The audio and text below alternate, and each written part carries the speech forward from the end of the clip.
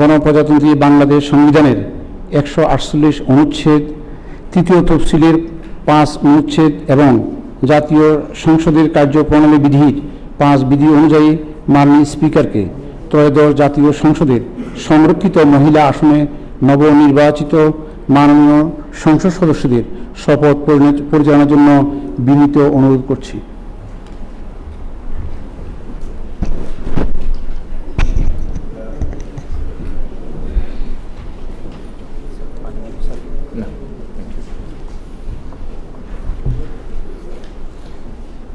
যেখানে আমি বলবো, আমি পরে আপনাদের নিজের নিজের নাম বলবেন।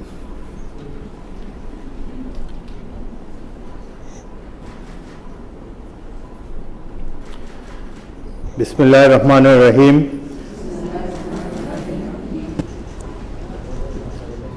আসসালামু আলাইকুম। আপনাদের সবাইকে আন্তরিক অভিনন্দন ও শুভেচ্ছা।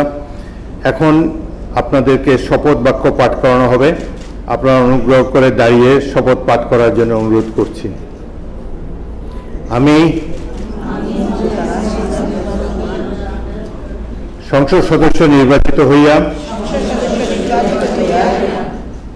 সশ্রদ্ধ চিত্তে শপথ বা দৃঢ়ভাবে ঘোষণা করিতেছি যে আমি যে কর্তব্যভার গ্রহণ করিতে যাইতেছি তাহা আইন অনুযায়ী ও বিশ্বস্ততার সহিত পালন করিব। আমি বাংলাদেশের প্রতি অকৃত্রিম বিশ্বাস ও আনুগত্য পোষণ করিব এবং সংসদ সদস্য রূপে আমার কর্তব্য পালনকে ব্যক্তিগত স্বার্থের দ্বারা প্রভাবিত হইতে দিব না। ধন্যবাদ। ধন্যবাদ মাননীয় স্পিকার।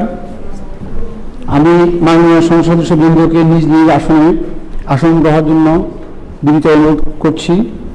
এখন আপনাদের নিজ নিজ মহিলা আসন নাম্বার গেজেটের ক্রমিক অনুযায়ী উল্লেখপূর্বক শপথপত্রে অধ্যক্ষার তারিখ সহ স্বাক্ষর দানের জন্য অনুরোধ জানাচ্ছি।